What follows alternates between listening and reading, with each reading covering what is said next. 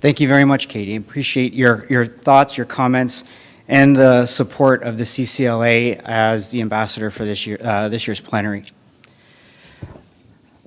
I'm Mark Gevidoni. I'm the second vice chair and the real estate committee chair, and at this point we'd like to call up the other committee chairs to deliver their reports. Logan Rathborn, Family Law Committee co-chair, Terry Brandon, Legal Aid Committee Chair, Andrew Keesmaat, Estates Law Committee Chair, and Karen Seeley, Criminal Law Committee Chair, at least in that capacity.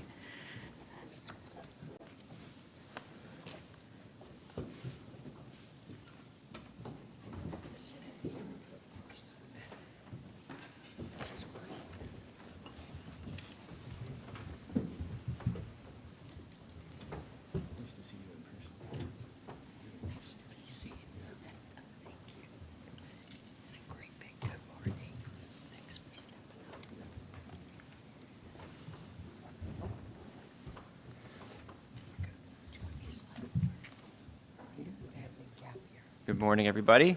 It's an honor and a privilege to be back for another plenary, November 2025, here in beautiful Canada. As Mark indicated, my name is Logan Rathbone. I am the Family Law Co-Chair, along with Laura Oliver, who unfortunately could not make it today. So I'll be flying solo. Now, you may recall, if you were here for the last plenary, that I had indicated that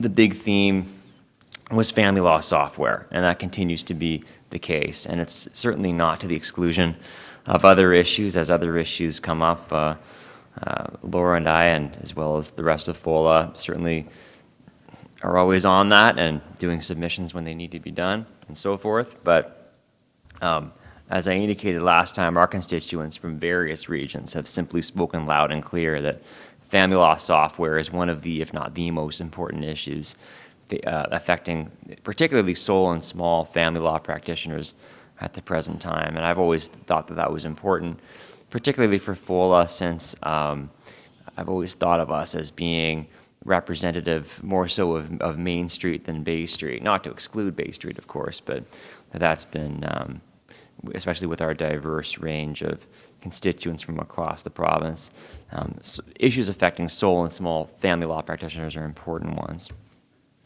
The status quo, although there have been some changes, is simply not working. There needs to be at a minimum more competition. And I think, as I indicated last time, that one company having an effective monopoly on family law software is simply not in the best interests of family law practitioners. And there have been a number of competing legal software companies that have come down the pike. But that being said, I mean, for example, Divorce Path has gained some traction in my personal jurisdiction, which is Halton. We've actually replaced DivorceMate with Divorce Path on our computer systems. But there does seem to be an appetite for a public option. I've taken to calling this a made in Ontario solution, but I think that I prefer our chair, Alan Weinpearl's term, the Canley of family law software. You recall that back in March of this year, FOLA wrote a letter to the CEO of LEAP regarding the rising cost of their particular software packages, including DivorceMate for family law practice management and other tools. We raised a number of concerns, including the exponential increase in cost since 2022, perceived vendor lock-in, and the perception of how DivorceMate has had a near monopoly on family law software for quite a long time now. We did receive a response quite quickly in which some concerns were addressed, but in other areas, LEAP in that particular case doubled down on some of their business strategies moving forward. And I raise this just to say that we do have to recognize that it's a difficult issue. We can't just wave a magic wand and make more companies with affordable solutions just appear before our eyes. But this experience, I think, among other talks of initiatives that started to bubble under, caused us to realize that we really needed to get going on striking up a family law committee, since the road ahead is going to require a lot more advocacy than what just the two co-chairs can provide. So I do want to talk a little bit about our brand new family law committee, which is hot off the press, so to speak. We did just form in October of this year, and our terms of reference provide for our having a maximum of 10 at-large members, which I believe we actually have at the present time, all from a diverse representation of law associations. And of course, Laura and I, as family law co-chairs, form a part of that committee as well. We had our first meeting, I want to report, on October the 10th, and I just want to take you through some of the items that were discussed. Again, software was the hot button issue, and so our agenda certainly reflected that. The terms of, I know, super exciting, I know, but our terms of reference were circulated and approved in principle, so that will be finalized soon.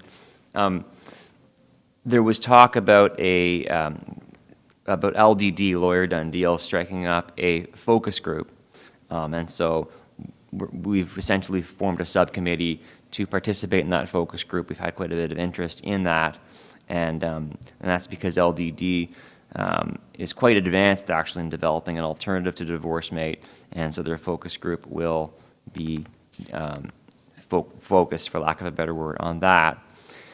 We spent a good deal of time discussing the public option, as indicated.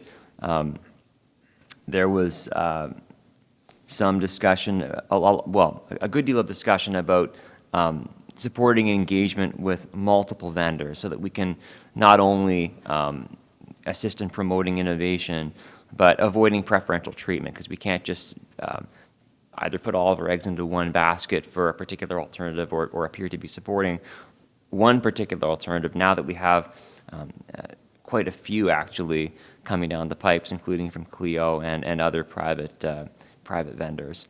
So it is our intention to meet with all the major vendors and our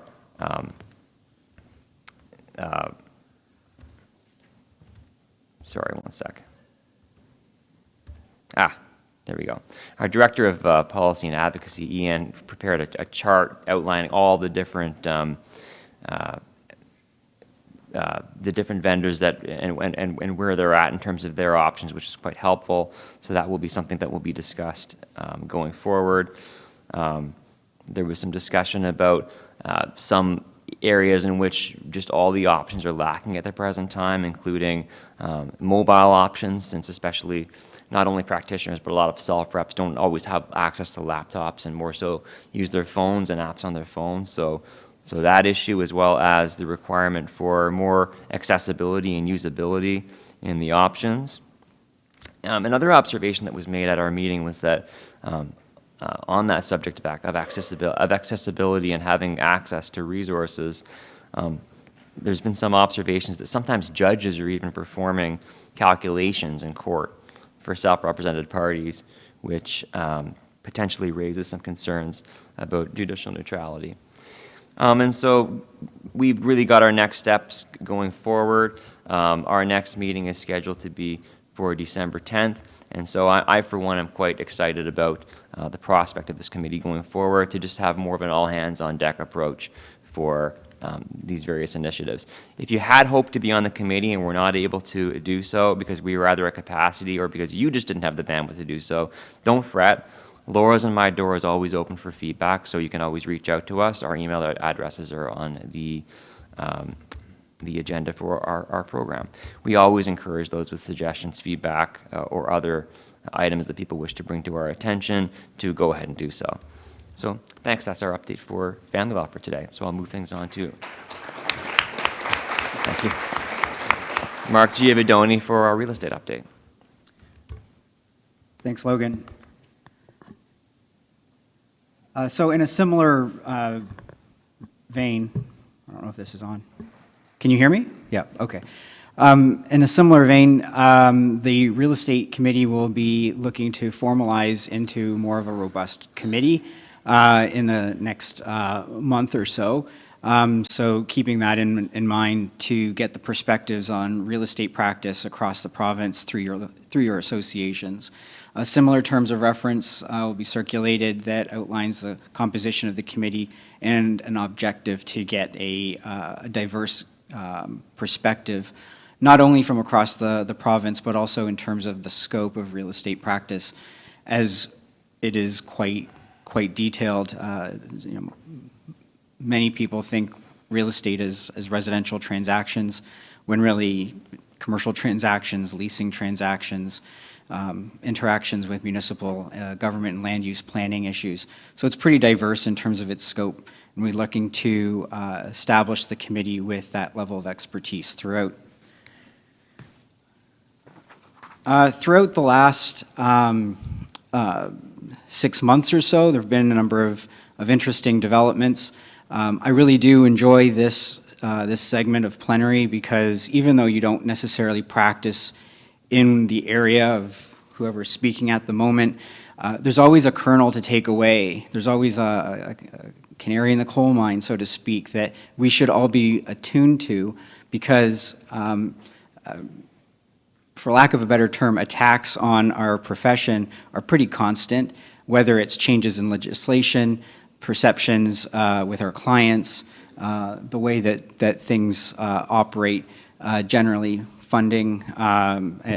So I do acknowledge that this is an interesting time to take away some viable information.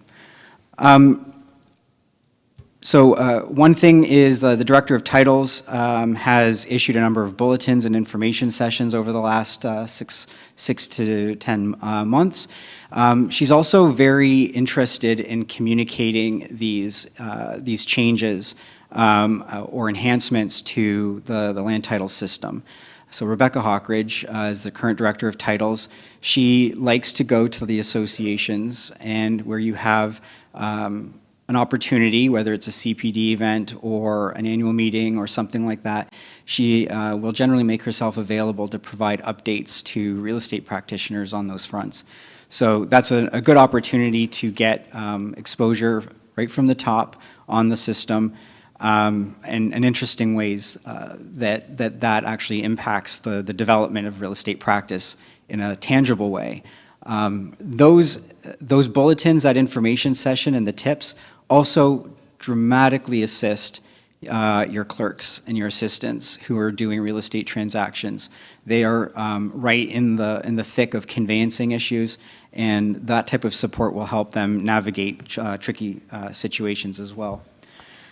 Verification of client identification is still an ongoing beast, but it's changing in a dynamic way. What we're seeing is that people are still not necessarily complying with the rules of professional conduct on verifying ID, but increasingly this is becoming a challenge.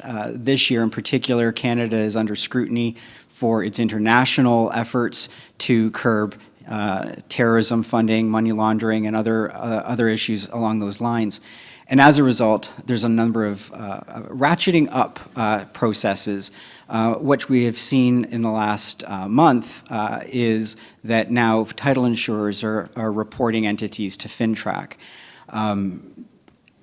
As of October 1st, what many of the title insurers have done is are asking lawyers to act as their agents for the purposes of verifying clients' NID. So we as a profession need to be mindful of where that intersection is between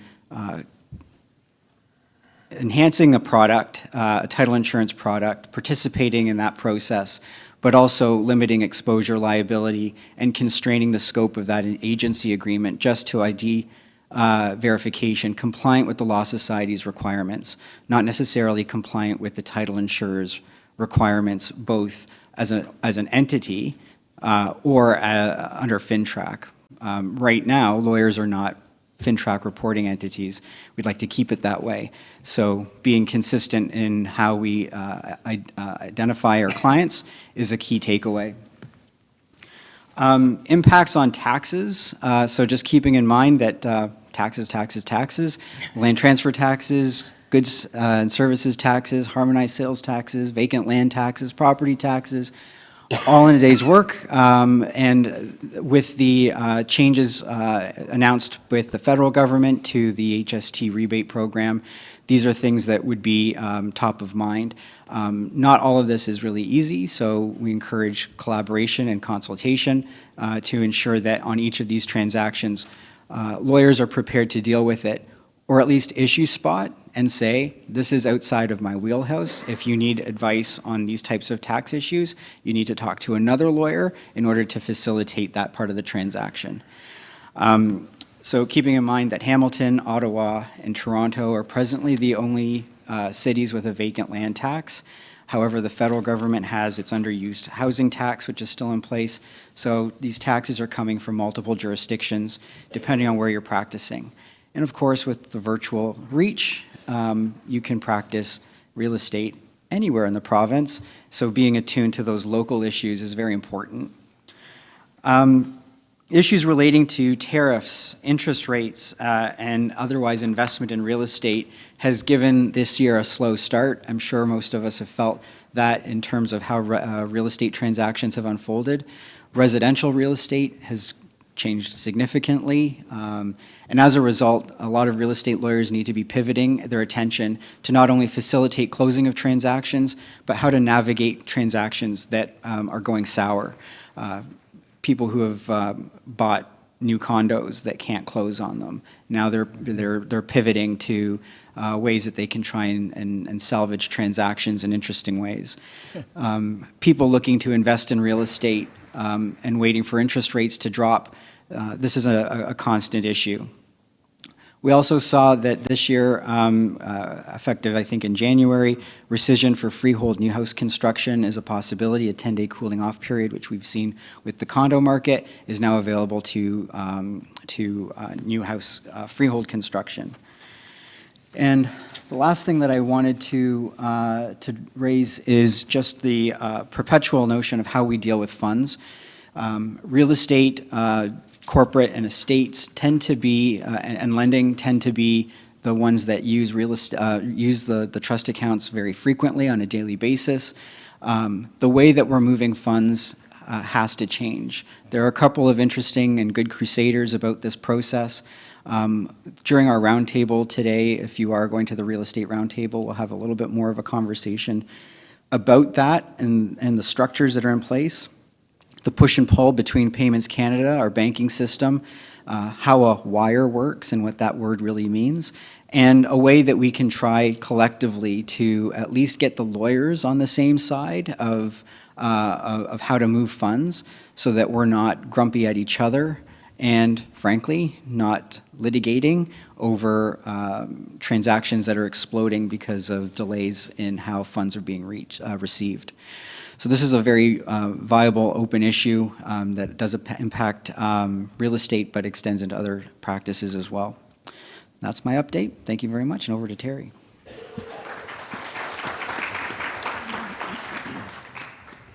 Good morning, everyone. Thank you for being here. As said, I've been the legal aid chair for a long time, but at least a lot of you change. Some of you have returned and have heard from me before, but a lot of you are new. So just so we can all get a sense of each other, let's raise your hand if you take legal aid certificates in family law, please. Family law. And I've done this in the past, but you're a different group. Look around the room, identify yourselves. You may want to speak with each other at some point. Thank you. How many of you take legal aid certificates for criminal defense work? Criminal defense work. Thank you. A little bit less. Anyone here doing immigration, refugee work, anything of that nature? That's awesome. Usually we don't have anyone. Thank you. You stand alone right now as an island. Anyone here from legal aid clinics? As FOLA, we have a wide array of interests. Anyone from clinics? Oftentimes we do have people from clinics. We may have someone. Thank you. Excellent. What is this organization, Legal Aid Ontario? Let's have a little bit of a history lesson and then let's go forward from there.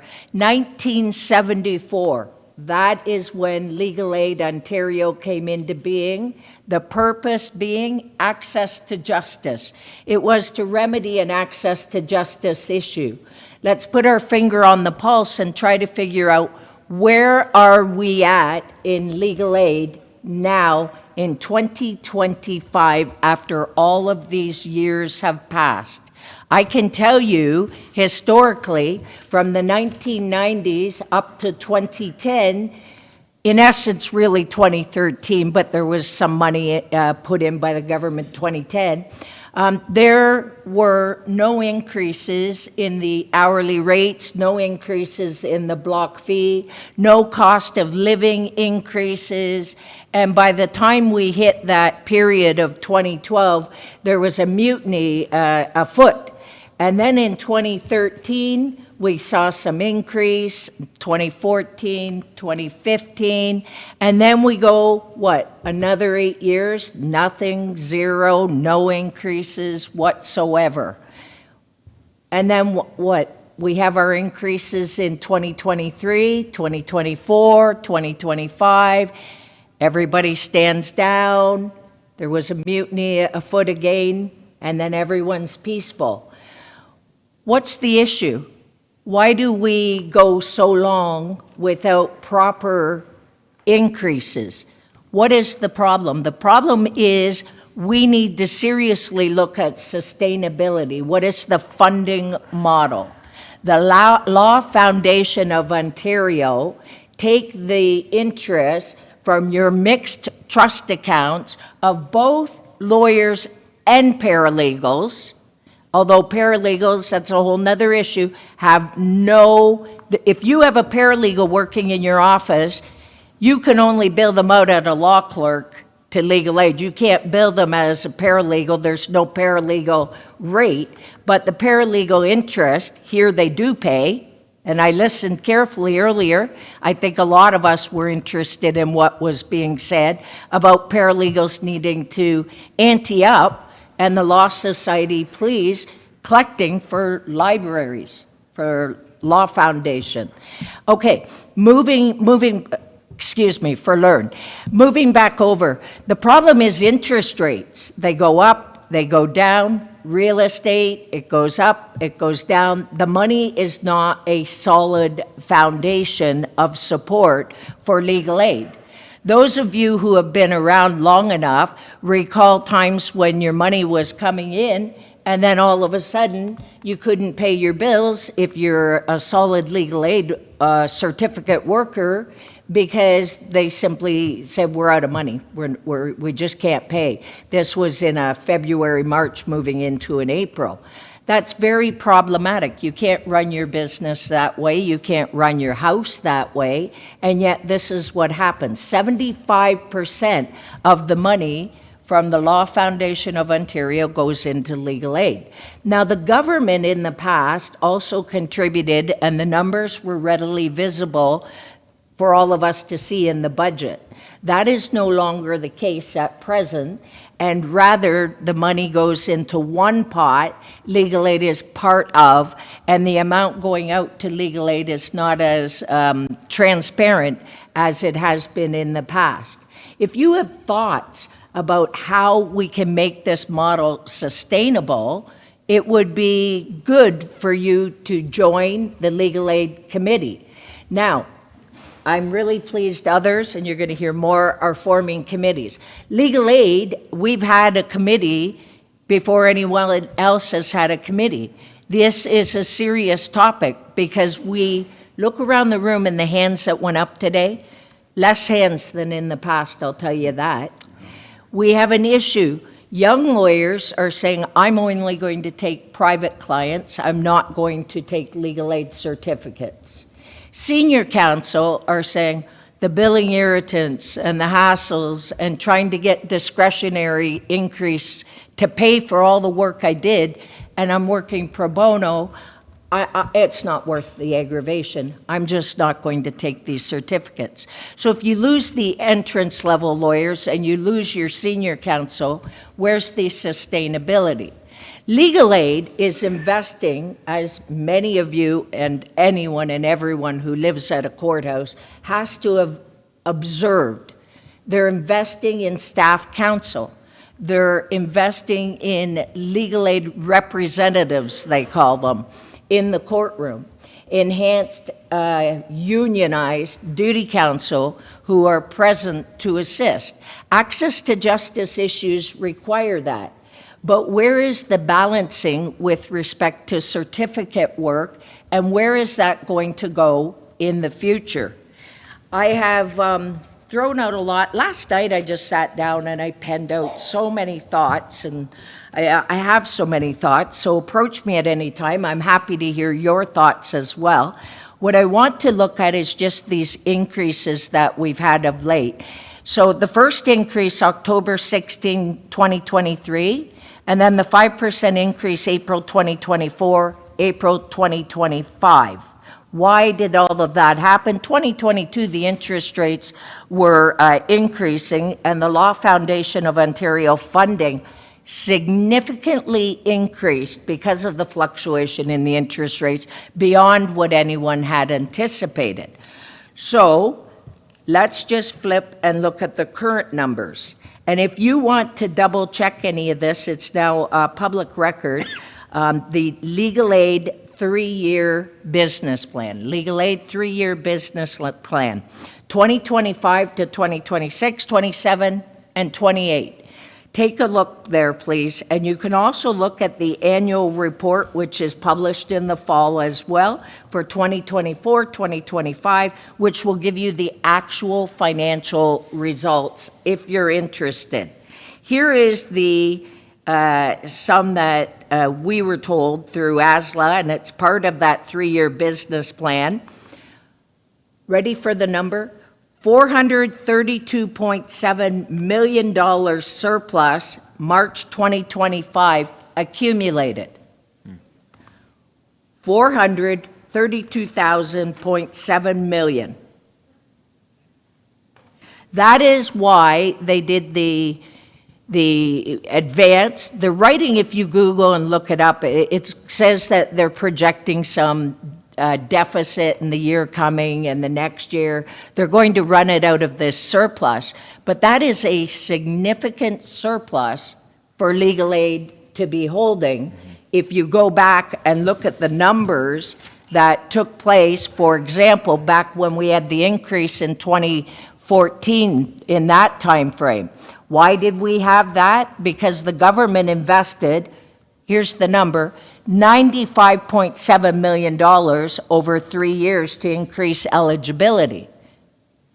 So here we are now in 2025 after all these threadbare years with this significant surplus. And that is something that everyone needs to be aware of.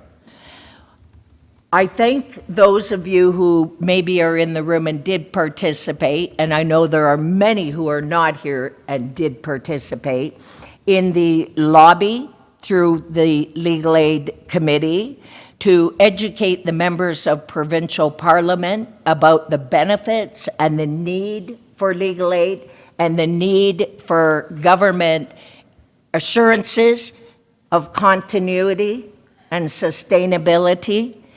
And there was a reach out. And I have to tell you, FOLA is in the best position, in my humble opinion. I just love FOLA, your family. FOLA is in the best position to reach out and mobilize and educate at a provincial level throughout the entirety of the province, unlike any other organization, because of the infrastructure of what? The executive? The associations. Your associations are the backbone of FOLA. The work you do here is so important for all the different areas of law and the little job I'm trying to do to assist the practicing lawyer. So when you go back home, please Encourage other members to get involved, get on to your associations, come to plenary. It's super important. Lastly, so you understand the hierarchy, we have FOLA, our legal aid committee. I owe you all a meeting. I had some personal health issues earlier this fall. Otherwise, we would have had that meeting and the debrief, but I owe it to you. We will get there. ASLA, Alliance for Sustainability of Legal Aid. They are an organization with all the various stakeholders, OBA, advocates, society, criminal, lawyers, family law, you name it, they're all there, we're there. We, out of all the entities, were the organization who could really, as I've already said, mobilize, and that's thanks to all of you, all of the associations. We participate as a very strong stakeholder on that committee, and I'm proud of that. The next meeting is December 2, and that organization allows everyone to come collectively to look at next steps. We lobby the provincial government, we lobby the federal government. It's all about funding. So think about it, especially if you do legal aid work. Don't just grumble about it and do the work because we love the work itself. Start thinking about what solutions are there to step away from this Law Foundation of Ontario funding model that has such a lack of stability and can put us with such a high surplus at any particular stage, because just as easy in the future, we could be back down here and not have anything. So it's a very serious topic, even those of you who don't practice legal aid work, because it is the backbone, I believe, of our courthouses, of our family courts, of our criminal courts, immigration, refugee, mental health. There are many areas, all of the clinics, into landlord-tenant. It helps those who are marginalized. It's an important topic. So even if you don't do legal aid work, if you have thoughts about this, let us know. The Attorney General once suggested to us, well, the government could guarantee sustainability. It's just an idle conversation, not a commitment. Why doesn't we surrender the Law Foundation of Ontario money, the 75% just to the government? Over. I'll leave you with that. Thank you for, I'll leave you with that. Thank you for,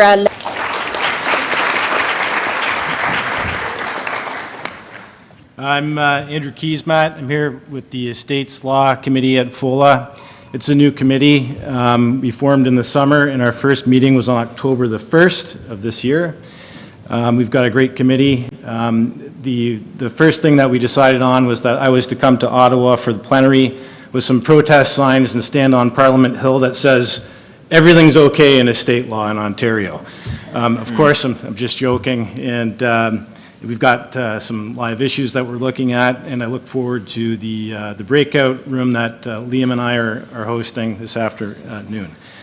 Our committee is comprised of Doug Judson, our vice chair from Rainy River, Philippa Goddard of Durham, Sonia Ramdwar of Welland, David Camilletti of Wellington, Ryan McNeil of Frontenac, Liam, as I've already mentioned, from Hastings, Prince Edward County, Katie Statue from Thunder Bay, Kim Curra in London, and Doreen So from Toronto. The issues that we've initially identified include delays in processing certificates of appointment of a state trustee in certain jurisdictions. I'm happy to say that in Hamilton, certificates are actually being processed fast enough to avoid notices of objection being filed before certificates are issued. Maybe that's a problem, maybe it's not. I'm not raising it as an issue right now. We're also looking at whether it might be a good idea to expand the estates list that we have in Toronto into other jurisdictions. We're going to be talking about that. We're looking into potential amendments to the Estate Administration Tax Act. And finally, and I'm going to be brief this morning, FOLA gets a bunch of requests from the public on the regular, almost weekly, saying, hey, where is my dad's will? Of course, we don't maintain or keep that information. So you will be seeing in your inbox relatively soon a survey as to what your local association does, if anything, with respect to lawyers' practices that may be wound up or transferred to another firm or another lawyer. So have a look at that. We're going to be collecting some data on that issue and hopefully working with the LSO to tell them to stop directing inquiries to FOLA. And that's it for me. Really excited to be the chair of the committee. Look forward to speaking with you at the roundtable. Thank you.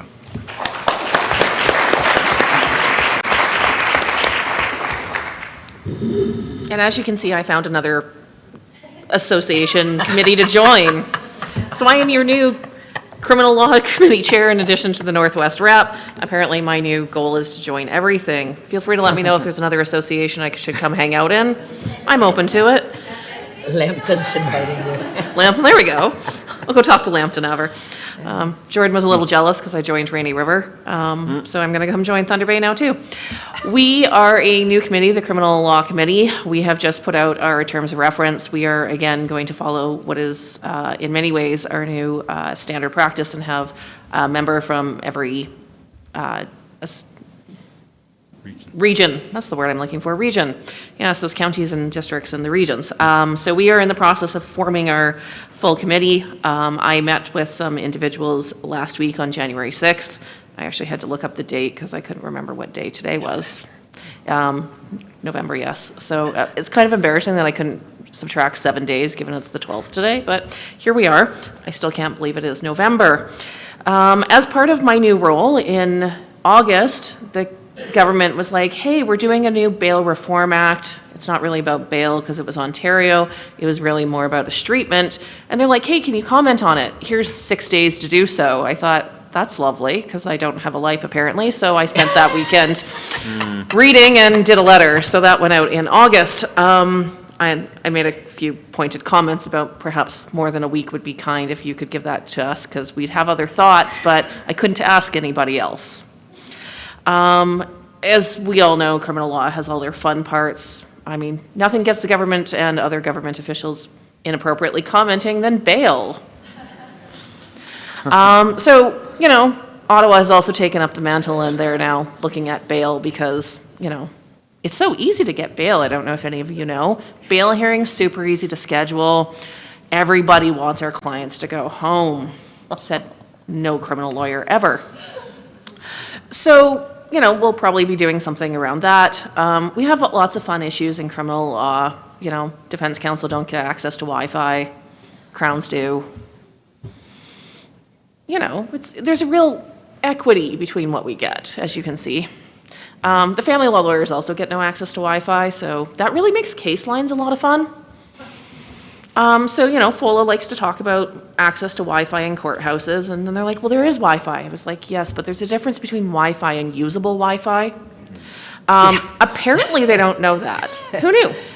I don't know about you, but I go places that I can't hotspot off my phone because, well, there's no data. As in I fly in First Nations. So there's no data there. So if Starlink's not running, and of course the government doesn't like Starlink anymore, but hey, like I don't like Elon Musk either, but what's my option when I'm in Pikangikum? So we get to deal with fun issues like that. So that's going to be some of the things that we're looking at going forward. And that really is my update on court. And I would just like to say, for the first time ever, we finished early. So please give my co-panelists and all of our chairs a round of applause. So thank you, Logan, Mark, Terry.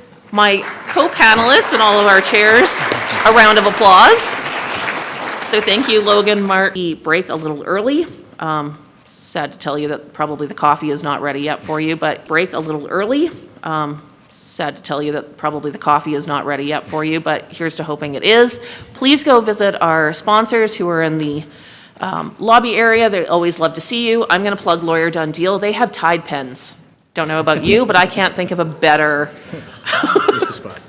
thing that like they could give lawyers. Tide pens. What a great giveaway. So be sure to go see them. One of those right now, actually. Have a great day, and we will see you later today. So come back for 10:40. 10:40. Don't come back at 12:40. 10:40 for our next session. Thank you.